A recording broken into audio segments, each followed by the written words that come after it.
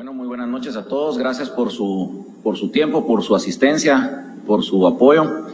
En primer lugar, quiero agradecer al grupo de residentes del Centro Médico Militar que pues finalmente se acercaron a nosotros con el entusiasmo y el interés de querer organizar este curso. Ya habíamos tenido una experiencia hace un par de años que había sido muy agradable en relación a esto y pues esta vez lo quisimos llevar un poquito más allá. La verdad es de que ha sido un grupo bastante entusiasta que han estado atrás de cada detalle y aprendiendo de ellos y aprendiendo mutuamente de cómo organizar todo esto. También quiero agradecer a la Junta Directiva del Hospital Herrera y Erandi porque desde el primer día que les planteamos la idea del curso, inmediatamente la respuesta fue bienvenidos, en qué les podemos ayudar, y todo el tiempo hemos tenido ese apoyo incondicional de parte de ellos, que es una de las visiones del Hospital Herrera y Erandi, que es la educación para sus agremiados y educación hacia afuera también, ¿verdad? No es una educación egoísta, sino que es una educación que se abre hacia todos, y creo que el día de hoy el tener esta unión de un hospital escuela con un hospital privado, pues que yo tenga conocimiento, no lo he visto anteriormente de esta manera, y creo que es un paso hacia adelante. Así que, y pues también el agradecimiento a la Universidad Mariano Gálvez, que nos da el apoyo académico, que nos dio el aval, a la Asociación de Ginecología y Obstetricia, que también desde el primer día nos apoyó y nos ha dado su beneplácito, y al Colegio de Médicos, que también nos dio las horas crédito para pues que todos podamos tener el reconocimiento por el tiempo que estamos invirtiendo en esto.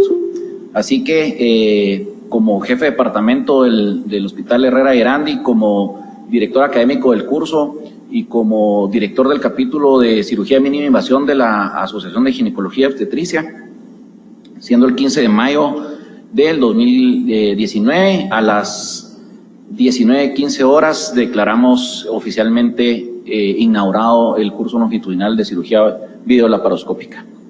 Así que muchas gracias.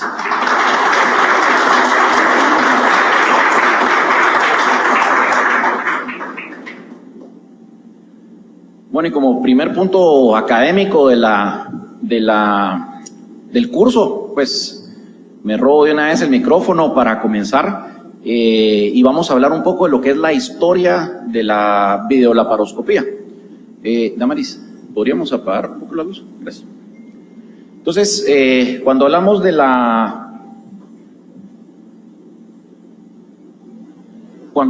de la videolaparoscopía, pues tenemos que remontarnos básicamente a los inicios de lo que es la cirugía, y tenemos que ir a desempolvar los libros de historia para revisar pues un poco de qué es lo que ha pasado en el transcurso de un montón de años.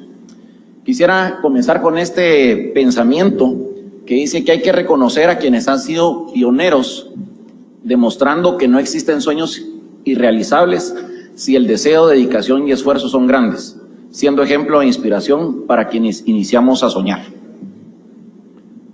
Yo creo que siempre tenemos que reconocer el trabajo de toda la gente que ha venido antes de nosotros, porque si no fuera por el aporte de cada una de esas personas en el pasado, no estaríamos en el punto de conocimiento que tenemos ahorita.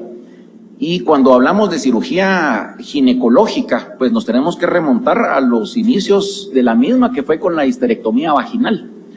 Ya hay reportes de histerectomía vaginal en el año 50 antes de Cristo, por Temison en Atenas, en Grecia, y posteriormente por Saranos de Efesios, también en Grecia, en el año 120 después de Cristo.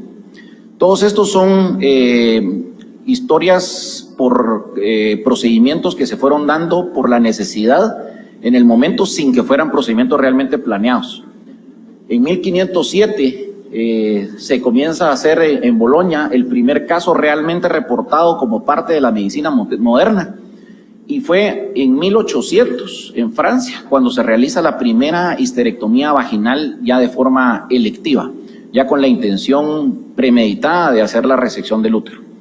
Es interesante ver cómo un procedimiento con el que se comenzó la cirugía ginecológica al día de hoy sigue siendo el estándar de oro para la resección del útero, ¿verdad? Que es la histerectomía vaginal. Posteriormente, pues ya de los principales promotores de la histerectomía vaginal fue el doctor Hiney en Chicago, y en 1834 él reporta una serie de 627 casos en los cuales solo habían 3 muertes, lo cual para la época pues realmente era una tasa sumamente baja, ¿verdad? Y un éxito muy importante para la cirugía, pues ya sabemos de que no tenían todas las condiciones de antisepsia, uso de guantes, etcétera, ¿verdad? Que tenemos a la fecha. El 25 de diciembre de 1809 se realiza ya lo que es la primera cirugía de abdominal, ya con la intención de abrir el abdomen de forma programada para hacer una extirpación de un órgano. En este caso fue una paciente llamada Jane Todd Crawford que tenía una masa abdominal y pues la programaron para cirugía. Obviamente en ese tiempo no había efectos de anestésicos ni nada. Entonces la paciente en el comedor de su casa estaba acostada en la mesa y con cantos religiosos estuvo durante todo el tiempo del procedimiento. Y pues se logró en un tiempo de 25 minutos hacer la resección de la masa. Interesantemente estaba toda la gente del pueblo pues esperando a ver los resultados de la cirugía y tenían de una vez ya la horca puesta en el árbol de enfrente de la casa por aquello de que las cosas no salieran muy bien, ¿verdad? O sea que lo de la mala práctica ya viene de tiempo atrás, ¿verdad? Y pues la paciente, a pesar de la cirugía fue en 1809, ella vivió hasta 1842, así que duró bastante tiempo. El 17 de noviembre de 1839, Charles Clay hace la primer histerectomía abdominal en Manchester, Inglaterra, y esto fue un procedimiento que fue pues casual, no fue un procedimiento programado. La paciente durante una cirugía tose y se sale el útero a través de la incisión, no lo pudieron regresar y entonces lo que optaron fue por quitar el órgano, ¿verdad? Y la paciente sobrevivió a la histerectomía. Lastimosamente no se considera la primera histerectomía exitosa porque la paciente días después sufre una caída, no se sabe exactamente por qué, la cuestión es que se golpea la cabeza y muere. Entonces, por esa razón no se considera como la primera cirugía exitosa y ese honor le queda a Ellis Bernhardt en 1853.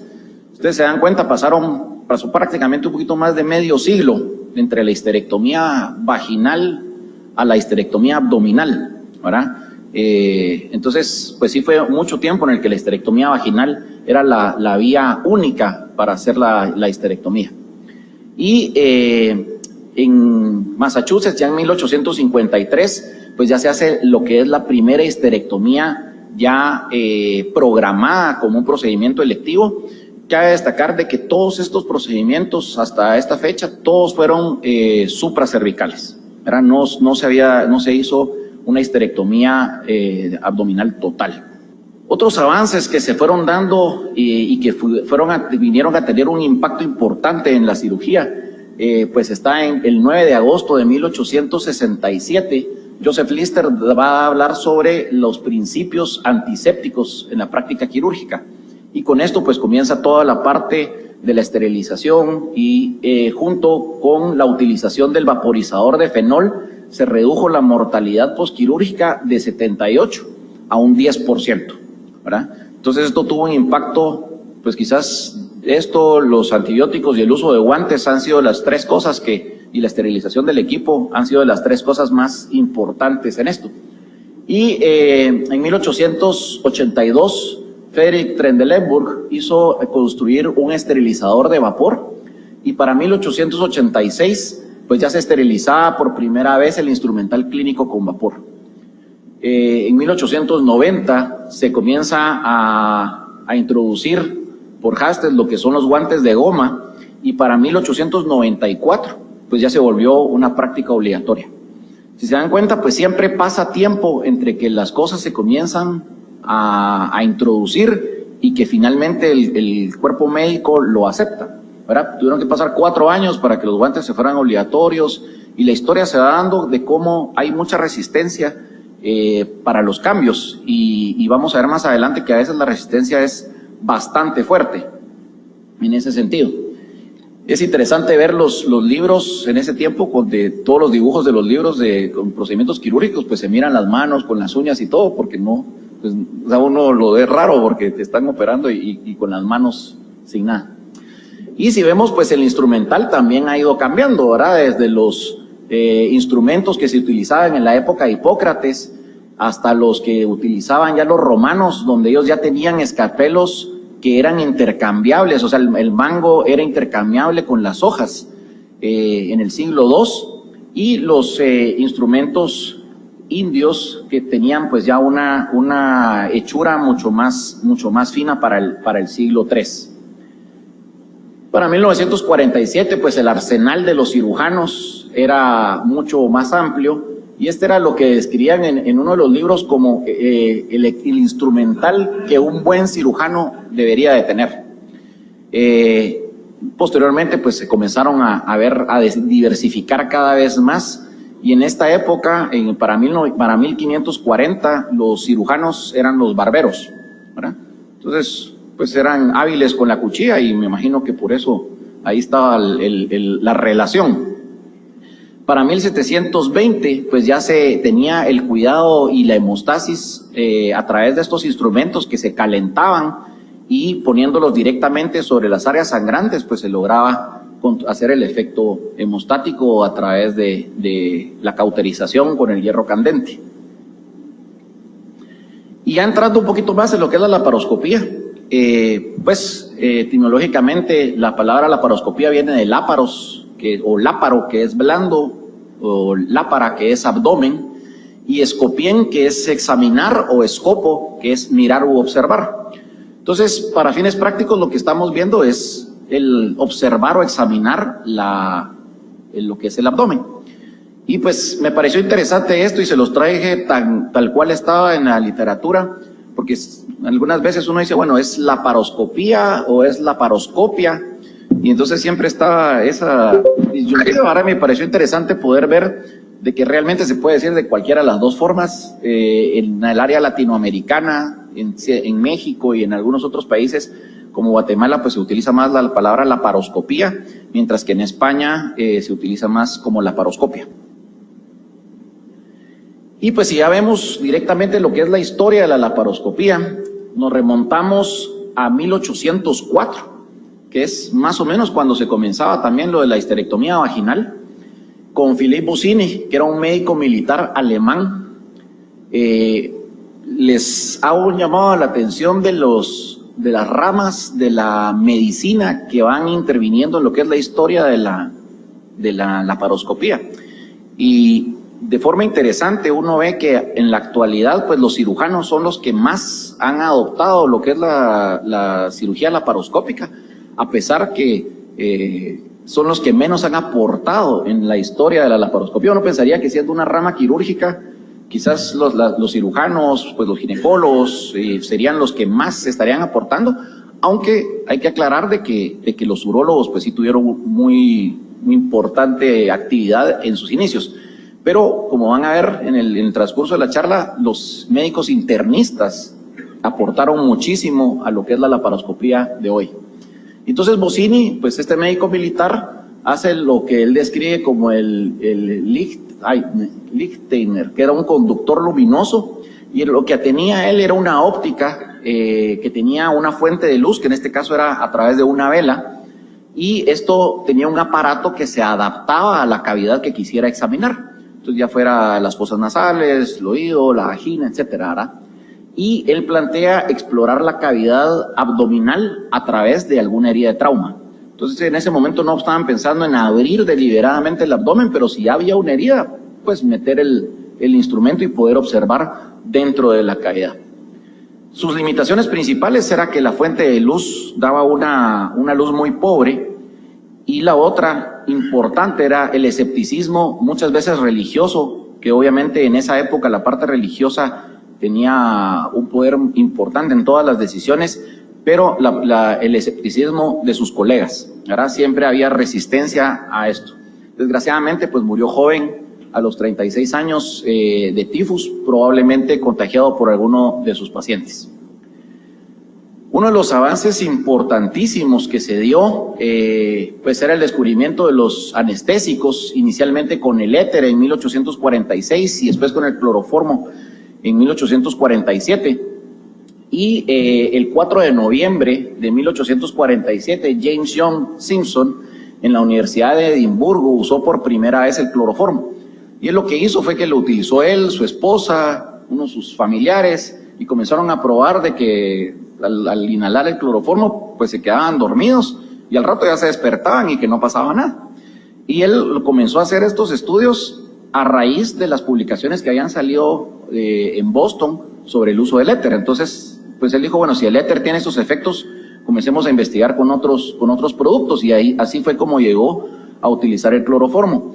Y en 1853, pues ya realmente esta práctica tuvo como un boom, porque John Snow utilizó el cloroformo en la reina Victoria.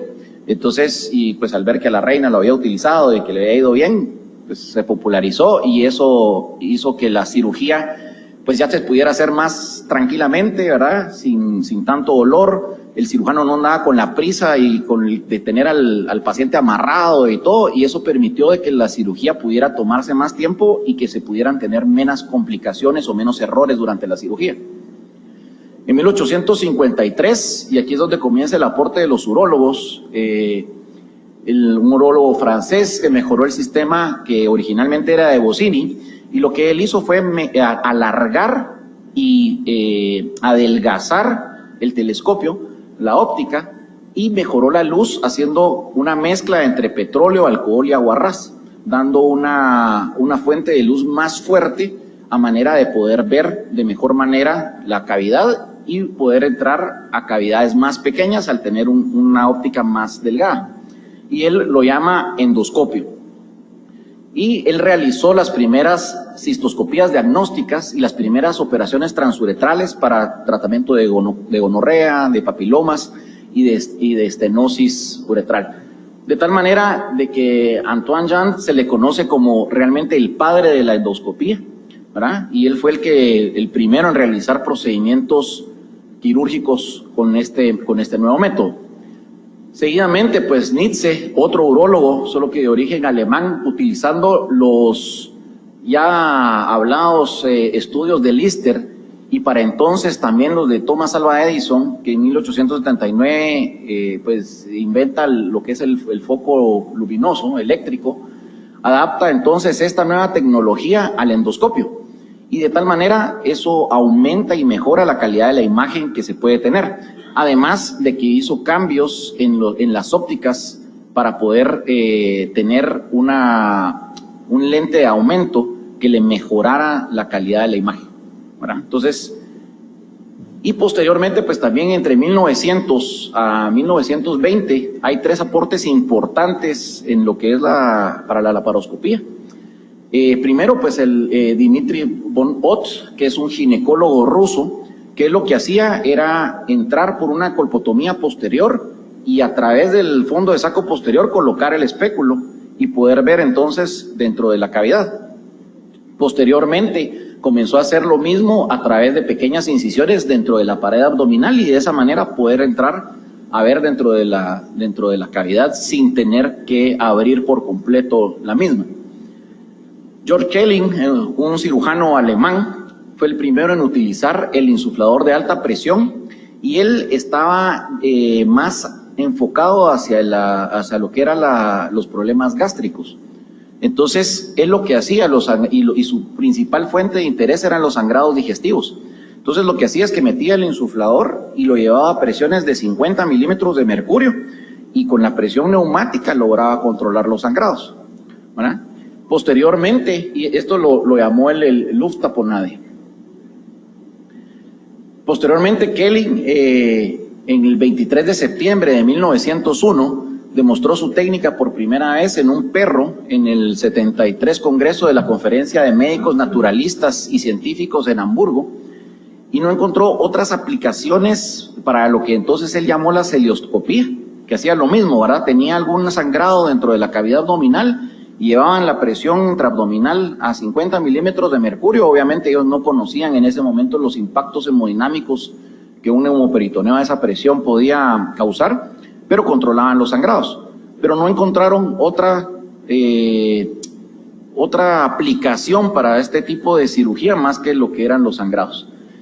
Pero sí, pues él fue el primero en establecer el campo de la laparoscopía moderna, uniendo lo que es el abordaje abdominal, el utilizar 2 sitios de punción y la insuflación artificial. Entonces ya tenía el neumoperitoneo, tenía varios accesos y tenía el abordaje abdominal. Y pues miremos de que estábamos hablando que fue a inicios de 1900. ¿Por qué les hago énfasis en esto? Porque en 1900 se estaban utilizando dos puertos y vamos a ver de que eso después se abandona.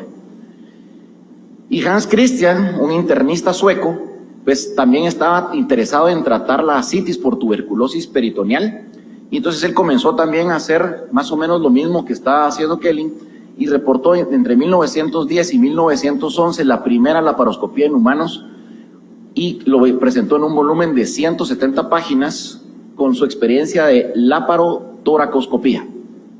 Dentro de todo esto, una de las cosas que se le dio énfasis era a los riesgos de lesiones intestinales o de vísceras huecas que había con este tipo de procedimiento, lo cual posteriormente sirvió para que tuviera muchos enemigos, ¿verdad? Y él utilizaba pues el neumoperitoneo y el cistoscopio de Nitze para poder realizar este tipo de procedimientos. Un ginecólogo suizo, Richard Zollikofer, él describe, en este momento todo el neumoperitoneo se hacía con aire. Entonces él comienza a describir que el mejor gas para utilizar es el CO2, ¿verdad? En lugar de utilizar el aire atmosférico filtrado o el nitrógeno. Y tenemos que recordar pues que dentro de todas las actividades pues no todos los gases son iguales, ¿verdad? Hay unos gases que van a ser más inocuos que otros y hay unos que están realmente proscritos en la laparoscopía, ¿verdad? Entonces hay que tener cuidado con ciertos gases. Y entre 1900 a 1920 pues la cuestión se quedó así medio dormida, se van a ir dando avances, pero casi todo se quedó en la parte de la laparoscopía diagnóstica.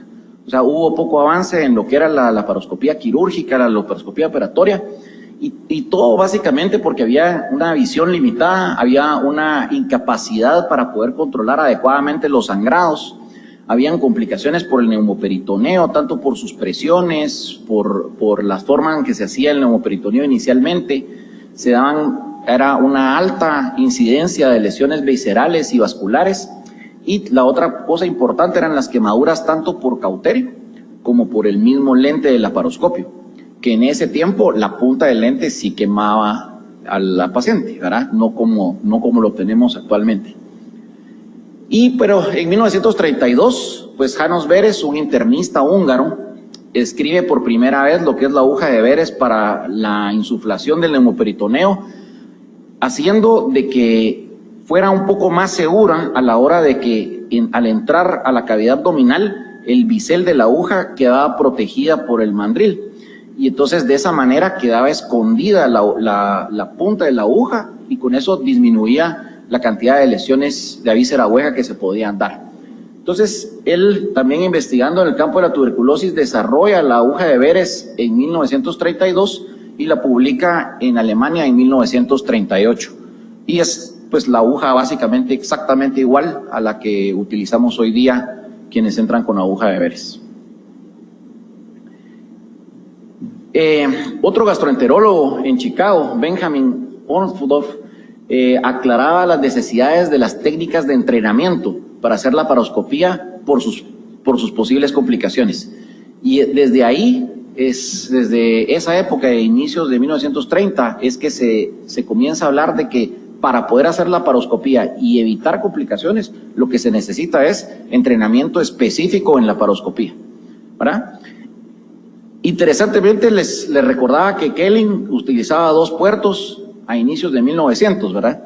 Pero desde la época de Kelling hasta 1933 se regresó a utilizar un solo puerto operatorio y visual. O sea, por eso es que básicamente lo que se hacía era cirugía diagnóstica. ¿verdad? Es porque no estaban regresando a utilizar los dos puertos. En 1933, Ferber, un ginecólogo alemán, hace la primera adherenciolisis peritoneal con un electrocauterio. En 1933, Bosch, otro ginecólogo alemán, hace la primera salpingoclasia con electrocauterio. En 1937, Hope hace la primera laparoscopía en un caso de urgencia, en una paciente que se le detectó un embarazo ectópico. Y en 1937, John Ruddock, un internista naval en Estados Unidos, publica en el Surgery, Gynecology y Obstetrics 500 casos de peritoneoscopía, destacado su importancia en la toma de biopsias. O sea, era básicamente una cuestión también diagnóstica con toma de biopsia, lo que ellos estaban haciendo en ese momento ahí. Y estos eran, solo para que tengamos una idea, el tipo de trócares que se utilizaban en la época de 1940, ¿verdad? Que tenían pues básicamente nada más una manija o no tenían ningún tipo de control para la pérdida del neumoperitoneo. Ya de la década de 1940 para acá, pues ya tenemos nombres más conocidos de procedimientos que utilizamos hasta la fecha. Así como Raoul Charles Palmer, ginecólogo francés, es el que comienza a popularizar lo que es la cirugía laparoscópica en ginecología y es considerado uno de los padres o el padre de la laparoscopía moderna.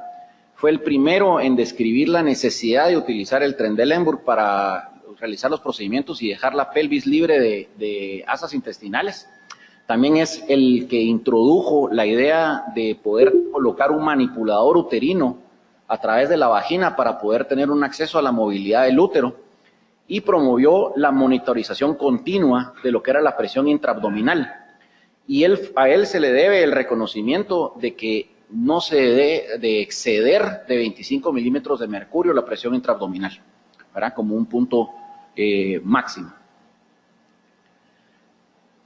También Heinz Kalk, gastroenterólogo militar alemán, difunde nuevamente el uso de la segunda punción. Si recuerdan, estábamos hablando de que se hacían dos punciones en 1900, hasta 1933 nadie usaba ya más eso, y es en 1942 donde realmente se retoma la idea de utilizar dos punciones para comenzar a hacer las cirugías, y él introduce por primera vez lo que era la óptica angular.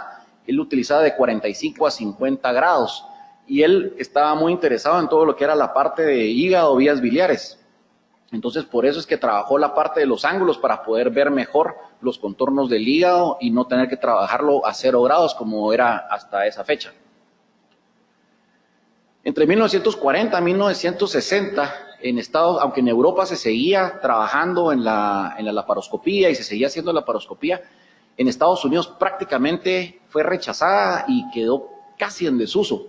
Y las ideas eran porque decían que era una técnica ciegas, de que había mucho riesgo de lesionar vísceras huecas o de lesionar órganos retroperitoneales. Y siempre estaba la idea entre los cirujanos de que por qué tenían que ver a través del hoyo de la puerta cuando era más fácil abrir la puerta, ¿verdad? Y poder ver todo lo que había dentro del cuarto. Pero a pesar de eso, pues en Alemania siguió avanzando toda esta tecnología en Europa, y Karl Storz, que era un desarrollador de equipo de instrumentos alemán, hace lo que es la transmisión de luz fría a través de los vástagos de lente, y de esta manera evitar las quemaduras con la punta del laparoscopio para que no hubieran lesiones de ese tipo. En 1955, un endoscopista francés hace la primera acople de una cámara de video a un endoscopio, ¿verdad? Lo hace con un endoscopio rígido, y para hacer una broncoscopía, pues el tamaño de las cámaras en ese momento, pues, reportaban de que solo la cámara pesaba 50 kilogramos, ¿verdad? Y me imagino que ocupaba la mitad de la sala de operaciones, pero fue el primer acople de una imagen a esto. Y obviamente pues toda la tecnología que se va dando, especialmente en la época de posguerra, va haciendo de que también se vaya aplicando esa tecnología a la laparoscopía. Y en 1961, Harold Hopkins, un físico matemático de la Universidad de Reading en la Gran Bretaña, hace los sistemas ópticos de barra y entonces mejora los sistemas ópticos haciendo de que la visión sea más amplia y de mejor calidad para poder ver todo con mucho más detalle.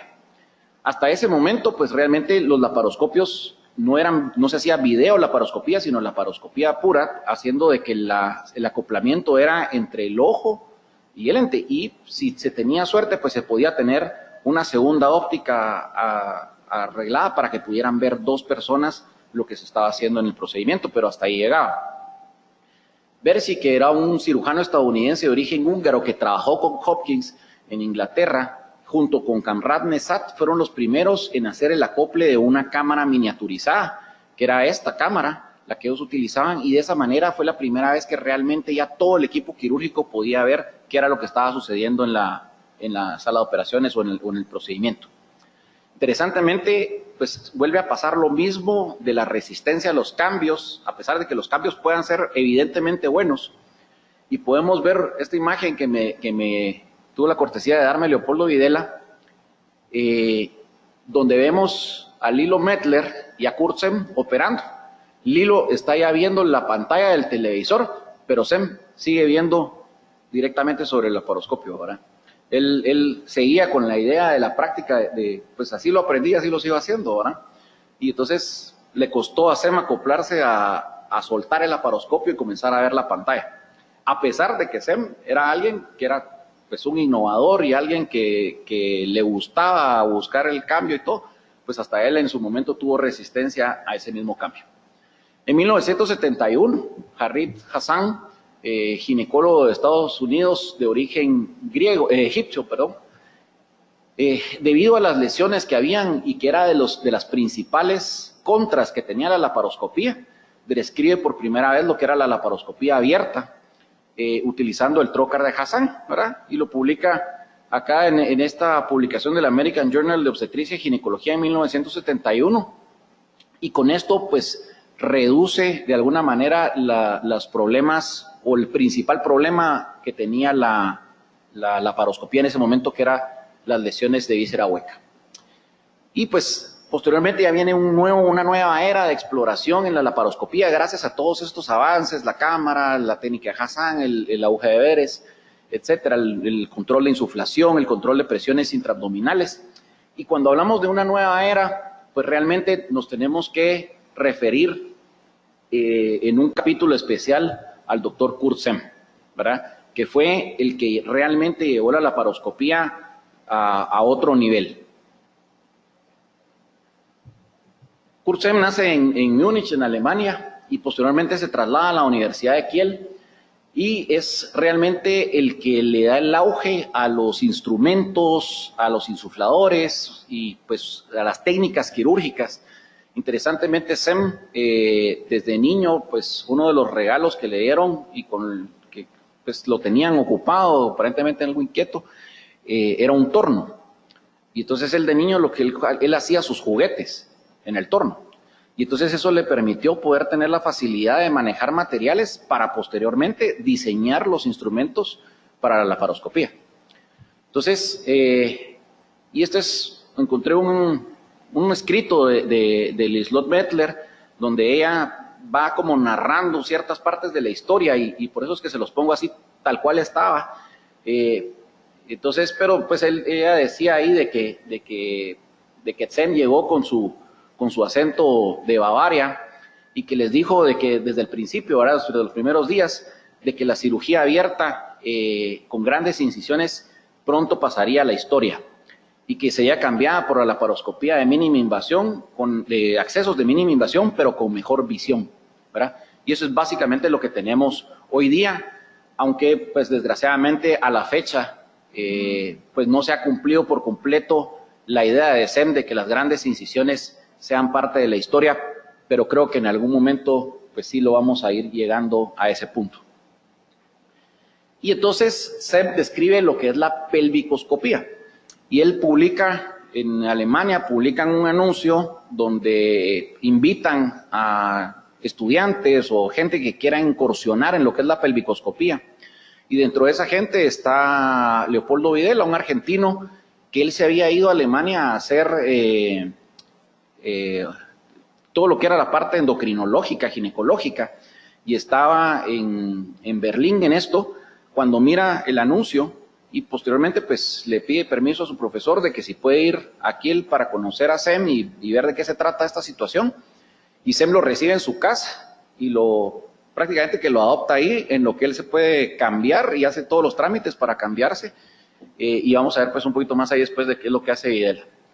Entonces, pero en ese momento, pues Sem estaba viendo quién se le subía en el tren, ¿verdad? Con él.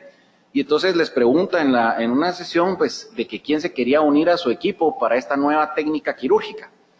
Y describe Mettler de que en ese momento, pues, hubo un silencio absoluto en el auditorio, en donde habían 30 ginecólogos, y que pues, todos lo que pensaban era de que el tipo estaba loco, pues. Solo ella levantó la mano, siendo la única mujer, estando embarazada, y que pues le dice de que ella quisiera saber un poquito más de qué se trata y qué es lo que están haciendo. O sea, que le interesó saber qué era lo que Sem estaba haciendo. Y entonces, ¿y qué era lo que estaba haciendo Sem? Pues Sem lo que hizo fue el desarrollo del insuflador automático, con medidores y monitor de la presión, ¿verdad? Que ellos lo patentaban bajo la marca WISAP. Interesantemente, y como vamos a ver más adelante, Sem a muchos de sus inventos les ponía su nombre. Entonces tenemos el morcelador, que es el Sem Morcellator, la técnica de Sish, que era la Classic Intrafacial Sem Hysterectomy, el manipulador que utilizaba en el útero es el Kurt. Entonces él miraba cómo hacía para que dentro de la técnica estuviera ahí siempre su nombre, ¿verdad? Pero tenía lo que era el sistema de succión y irrigación de alto volumen. Él estuvo trabajando e investigando cómo hacer nudos, porque uno de los problemas era de que no tenían la capacidad de poder hacer sutura fácilmente adentro del cuerpo, ¿verdad? Entonces una de las formas que Sem quería era poder utilizar algún tipo de lazado, algún tipo de nudo que fuera corredizo. Y cuenta Leopoldo Videla que los mantenía metidos en la biblioteca, investigando libros de navegación y todo. Sem él le gusta mucho la navegación, igual que a Lilo Mettler. Y entonces, pues conocen bastante de cuestiones marinas y todo, y entonces, pues los tenía leyendo nudos y averiguando nudos y todo, y un día llegan a hacer las operaciones y Sem estaba como loco, que por fin había visto qué hacer, y lo vio a través de ver a los que estaban operando amígdalas. Y entonces ahí dijo, este es el nudo que yo necesito, y ahí es donde nace el endolupo. Él describe y realiza lo que son las tijeras de gancho y los disectores de tejidos, haciendo y él fabrica los tipos de mangos que deben de tener estos instrumentos. Y refinó o desarrolló las técnicas de la laparoscopía para todas estas cirugías, incluyendo la histerectomía, aunque él no fue el primero en hacer la histerectomía total laparoscópica, pero él sí fue el primero en hacer la histerectomía supracervical laparoscópica con la técnica de Cash o la técnica de Sish. Y este es el morcelador de Sem, ¿verdad? Que tenía una parte mecánica, había uno manual. Y pues como ven ustedes, este es el Sem Set, ¿verdad? Y el Sem era porque era el Serrated Endoscopic Macro Morcellator, ¿verdad? Y entonces las siglas daban el Sem, ¿verdad?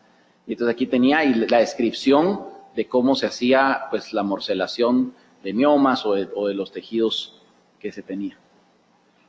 Y esta es la técnica que él describía para la histerectomía laparoscópica, que se conocía como CASH, que era Classic Abdominal Sem Hysterectomy, o la SISH, que es la Classic Intrafacial Sem Hysterectomy. Se llamaba Sem Hysterectomy porque se usaba el Serrated Edge Macro Morcellator, ¿verdad? Y entonces, si ustedes miran aquí, no sé si logran ver hasta atrás, pero está esta utilizando el Kurt, que era el Calibrated Uterine Resection Tube, ¿verdad? Entonces era la técnica de Kurt y Sish concept. Entonces, ¿qué es lo que hacían ellos? Ellos lo que hacían era que metían el Kurt, atravesaban el útero, como vamos a ver ahorita en un video, y posteriormente tenía como un morcelador con lo que se llevaban todo el canal endocervical. Entonces quitaban el canal endocervical y parte de la parte del centro del útero, y posteriormente iban poniendo sutura con endoloops en todos los ligamentos a los lados hasta llegar a los vasos. Y a partir de ahí quitaban el centro del útero y cortaban el útero.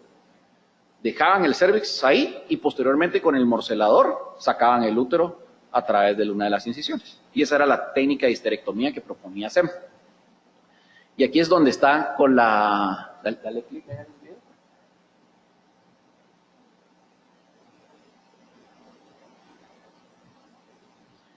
Entonces, aquí está el morcelador y miren la calidad de imagen que tenían en ese momento. Ahí estaban atravesando el útero y posteriormente pues ya entraban con el morcelador y se llevaban toda la parte del centro, ¿verdad? Esto todavía lo vemos ocasionalmente con un manipulador. Y otro de los conceptos importantes que puso SEM es el del pelvic trainer, ¿verdad? Y SEM entonces es el que propone que para la práctica de la cirugía laparoscópica uno debe utilizar el pelvic trainer y estar practicando fuera del quirófano para agarrar la habilidad del movimiento de las pinzas y todo. Entonces, yo muchas veces, pues, yo soy muy pro de que se utilice el pelvic trainer, porque es la mejor manera de agarrar la habilidad sin alargar la cirugía, sin poner en riesgo a la paciente. Y como me decía mi maestro en México, el tiempo que no querrás estar en el quirófano, lo tenés que dedicar al pelvic trainer, ¿verdad? Y la pregunta que yo me hago es, pues, ¿será que nosotros nos consideramos mejores o más hábiles que Kurt SEM? Porque él sí usaba el pelvic trainer, ¿verdad? Pero SEM, con todas estas ideas nuevas que él traía y todas estas técnicas que proponía, fue duramente criticado y generalmente era interrumpido en sus presentaciones por los colegas ahí del mismo hospital. Y de hecho, le recomendaron que se hiciera estudios tomográficos y que lo evaluara un psiquiatra, porque decían que solo alguien que estaba loco o que tuviera un tumor cerebral podía estar pensando en estar haciendo laparoscopía, ¿verdad? Posteriormente, él entre 1975 y 1980 estuvo tratando de convencer a los cirujanos para que hicieran colecistectomías laparoscópicas. Y su idea era totalmente rechazada por parte de los cirujanos. Y aquí cuenta Medler un poco de qué fue la parte que a ella le tocó vivir de esto, ¿verdad? Entonces dice que en 1972 presenta un paper sobre una serie de pacientes que habían sido exitosamente operadas por laparoscopía ginecológica y en una conferencia ginecológica en Alemania. Y después de la presentación, un médico, un profesor alemán muy famoso, el profesor Ober, se le acerca y le dice, joven doctora, usted tiene unas buenas probabilidades de hacer una carrera exitosa en ginecología, pero por favor deje de estar realizando y hablando de esta técnica quirúrgica ridícula que usted llama laparoscopía, ¿verdad? La respuesta de ella fue, pero profesor, si las pacientes fueron operadas de forma exitosa, sin la necesidad de abrir el abdomen, y ellas están muy satisfechas. Y el profesor simplemente se dio la vuelta y se fue, ¿verdad? Les tomó en Alemania 30 años a los ginecólogos para comenzar a aceptar la técnica, y en ese transcurso de ese tiempo Kurt SEM y Lilo Mettler fueron expulsados de la Sociedad de Ginecología y Obstetricia de Alemania. Años después, pues la asociación les pidió disculpas y les pidió que regresaran. Lilo Mettler regresó a la asociación. Kurt SEM jamás volvió a poner un pie cerca de la Asociación de Ginecología. Y en 1981, a raíz de que los cirujanos no le entraban, pues Kurt SEM hace la primera apendicectomía laparoscópica, ¿verdad? Utilizando endoloops y tijera, ¿verdad? Con técnicas sin autorización. Y aquí está pues Lilo Mettler y SEM. Y decía la respuesta cuando Lilo Mettler fue la única que se le pegó, digamos. Lo primero que SEM le dijo fue, ¿y qué voy a hacer yo con una mujer? ¿Verdad? Eso fue lo que le contestó SEM a Mettler, y ese era pues el prejuicio típico que se tenía en ese tiempo en el mundo occidental. Aunque dice Mettler de que interesantemente en Asia las mujeres prefieren que las operen mujeres, ¿verdad? Y pues ella finalmente el pensamiento final que ella pone es de que pues ella se le pegó, pudo ser testigo de los desarrollos innovadores de la cirugía, y con el tiempo pues ella misma se convirtió en una en una laparoscopista de talla mundial, ¿verdad? Y pues Lilo Medler fue por muchos años la mano derecha de SEM.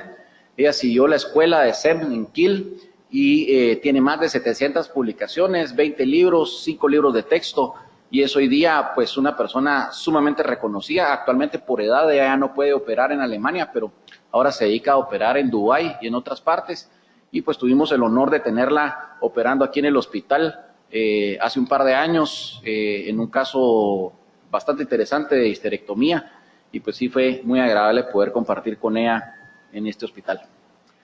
De ahí Clermont-Ferrand en Francia fue el primero en hacer uso del láser de CO2 en la laparoscopía.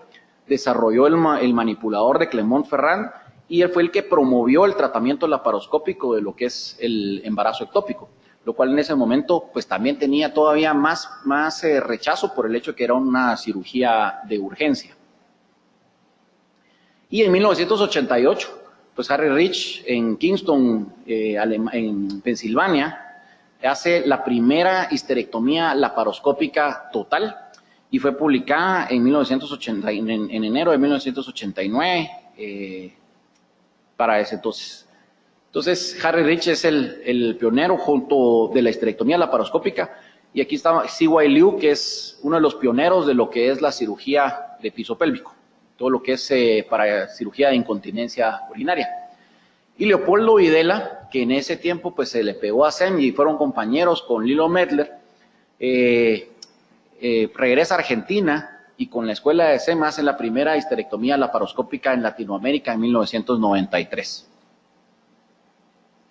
Pero la ruedita sigue caminando, y como en todo en la medicina, pues muchas veces es un péndulo, ¿verdad? Entonces pasábamos de que primero era solo un puerto, después se hicieron 2, después ya multipuerto, y posteriormente pues comienza a regresar otra vez la tendencia a tratar de utilizar menos puertos, y se describe la cirugía de puerto único, que finalmente en un consenso se quedó que debería de ser llamada técnica LES, de Laparoendoscopic Single Site Surgery. Y en 1975, pues en Brasil se reporta el primer caso de una salpingectomía con esta técnica, y Marco Pelosi, el papá, describe la histerectomía con un puerto único.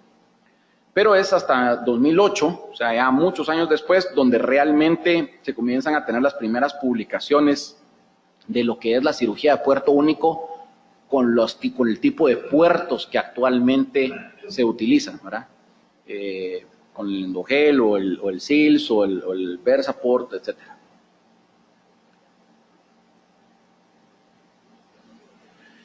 En Guatemala, en el 2010, en enero del 2010, 2 años después que se comienzan a hacer las primeras publicaciones de puerto único, se hacen los primeros 4 casos de puerto único en Centroamérica. Y 2 años después, junto con el doctor Guillermo Orión, doctor Víctor Pinea, Miguel Rodríguez y el doctor Estuardo Cano, se hacen las primeras miomectomías laparoscópicas con puerto único en Latinoamérica, ¿verdad? Inicialmente no sabíamos, pero en eso, platicando en el quirófano, nos pusimos a ver, pero ¿y has visto algo de esto? No, pues no he visto. Y comenzamos a revisar y habían 5 papeles escritos sobre miomectomía de puerto único. 3 en Corea, 1 en Europa y 1 en Estados Unidos, ¿verdad? Y entonces, para cuando nosotros decidimos querer publicarlo, y con mucho orgullo pues les podemos decir de que la primera miomectomía de puerto único que hasta nuestro conocimiento se hizo en Latinoamérica, se hizo aquí en este hospital. Y pues también, más o menos en ese tiempo, se hace la técnica de NOTES, que es la Natural Orifice Transluminal Endoscopic Surgery, que comienza en el 2002 con cirugía en animales, y posteriormente en Johns Hopkins se comienzan a hacer muestras hepáticas, biopsias hepáticas transgástricas. Y la idea del NOTES era el entrar a través del esófago, o entrar a través del estómago, o a través de vagina, o recto, o transuretral, para poder hacer cirugías como colecistectomía, apendicectomía, y no dejar ningún tipo de incisión en todo el abdomen. La idea de esto era de que las vísceras no iban a doler, no hay dolor visceral. Entonces, al no haber ningún tipo de incisión a nivel del abdomen, pues no iba a haber ningún dolor posoperatorio. Y de esta manera, pues la paciente pues iba a recuperar mucho más rápido, ¿verdad? Todavía me acuerdo de la reacción de todo el auditorio cuando uno de los cirujanos estaba presentando una apendicectomía transuretral, ¿verdad? Imagínense la sacadita del apéndice. Pero bueno, después esto se fue modificando, pero bueno, se fue investigando cada vez más. En el 2005 se comenzaron a hacer salpingoclasias, colecistectomías, gastroieunostomías. Para el 2006 se comenzaron a hacer esplenectomías y para el 2007 bypass gástricos, esplenectomías y pancreatectomías. Todo esto con modelos porcinos. Ya en humanos, pues fue en el 2007 que se realiza la primera colecistectomía, en el 2008 la nefrectomía y en el 2009 la salpingoclasia. Para esto utilizan endoscopios flexibles y ahí comienza a entrar el papel del endoscopista dentro de lo que era la cirugía abdominal nuevamente, así como en los inicios de la laparoscopía, que muchos de los internistas eran los que estaban trabajando esto. Entonces, y la anatomía comienza a cambiar también, ¿verdad? Posteriormente, con los años, pues se va viendo de que esta técnica va teniendo muchos problemas por malas suturas, por problemas de perforaciones de vísceras, y se comienza a caer un poquito en desuso. A la fecha, no sé si el doctor Velázquez nos puede decir, pero yo creo que ya prácticamente ni en cirugía general se está haciendo. Se comenzó a hacer un poquito más en mujeres, porque entonces, y se decía que entonces iba a ser una cirugía para mujeres, porque se podía entrar a través del fondo de saco posterior. Y entonces de esa manera pues se tenía un acceso sobre un órgano que es bastante noble en su cicatrización y que no había lesión de víscera hueca. Entonces, apendicectomía, pues en la entradita a la izquierda y vesícula al fondo a la izquierda y ahí estaba la anatomía. Entonces, pero después se comenzaron a dar cuenta que las pacientes tenían mucho problema de dispareunia y se comenzó a dejar, pues ya prácticamente quedó solo como un pasón de nube en lo que es la historia de la laparoscopía. Y finalmente, pues el desarrollo de técnicas robóticas que vienen, y en 1997 se realiza la primera cirugía utilizando el sistema Da Vinci, que se realizó en Bélgica, y para 1999 se introduce ya para su uso formal. En el 2000 es aprobado por la FDA para la cirugía pélvica de abdominal, y en el 2005 la FDA lo aprueba para lo que es la histerectomía robótica. Interesantemente, pues la robótica tiene quizás dos ventajas importantes. Uno es que, como ven ustedes aquí, en cada uno de los lentes se ve una imagen diferente, lo cual le da al momento de uno acercar la cabeza al visor una visión de 3D real, donde uno está viendo de forma estereoscópica de la misma manera que uno mira con los ojos, que un ojo mira una cosa y el otro ojo mira otra y finalmente se junta la imagen. Y entonces eso le da la tercera dimensión. Y la otra ventaja es la movilidad que pueden tener los instrumentos, donde realmente la limitación del movimiento de la pinza es la mano del humano que está manejando el instrumento, ¿verdad? El robot puede hacer movimientos mucho más amplios de lo que la mano puede hacer en la muñeca, y entonces pues la limitante para el movimiento de la pinza del robot es 1. Y vamos a ver, digamos, para la parte de la sutura, es sumamente útil porque los tiempos de sutura se vuelven mínimos y la forma de anudar es prácticamente como que uno estuviera anudando con los dedos, ni siquiera anudando con instrumentos, sino que anudando con los dedos. Y pues quizás para nuestro medio todavía está un poquito lejos, pero pues algún día, igual que la laparoscopía se miraba lejos antes, pues algún día que los costos se irán abaratando y podremos tener robots, y ojalá que el primer robot que haya en Guatemala pues sea acá en el hospital. Vamos a correr un poquito nada más, solo para ver el nudo.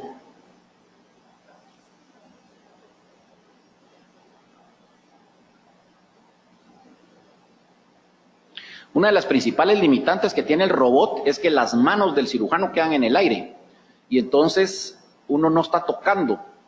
O sea, ya con la laparoscopía uno pierde cierta sensibilidad, pero puede tocar a través del instrumento.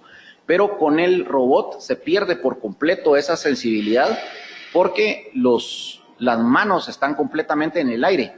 Y entonces uno tiene que aprender a tocar, digamos, con lo que está viendo. hacerle clic al otro. Y el robot pues simplemente va a ir replicando los movimientos que el cirujano esté haciendo. Pues el robot va a ir replicando ese mismo movimiento en sus brazos.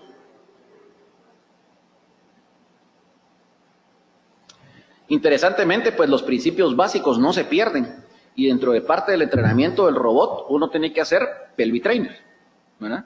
Entonces, están los centros de Intuitive donde tienen los robots y tienen sus ejercicios exactamente igual como uno los tendría en un pelvic trainer, para primero con simuladores virtuales y le ponen ejercicios de tocar la bolita, de apachar el botón, de que quemar aquí, quemar acá, y todo se hace en forma virtual, y posteriormente ya pasa uno a lo que es la práctica directamente con hacer ejercicios, hacer nudos en un pelvic trainer, ¿verdad? Entonces, no importa qué tan avanzada puede ser la tecnología, los principios básicos de enseñanza van a ser los mismos y uno tiene que pasar por el pelvic trainer, aunque sea de robot o lo que sea.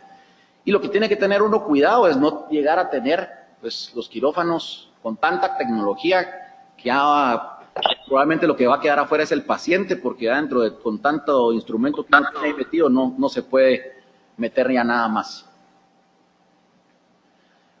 Pero bueno, la historia, una historia de amor verdadera nunca termina, y esto es lo que pasa con la laparoscopía y los que nos apasiona este tema. Así que, pues, mientras pasa el tiempo, pues seguimos haciendo historia, y creo que este curso es parte del hacer esa historia, tanto para los hospitales como para la educación médica en laparoscopía en Guatemala. Así que muchas gracias. Y si hay alguna pregunta, y no sé si van a comenzar a servir la cena de una vez, porque ya tienen cara de hambre todos.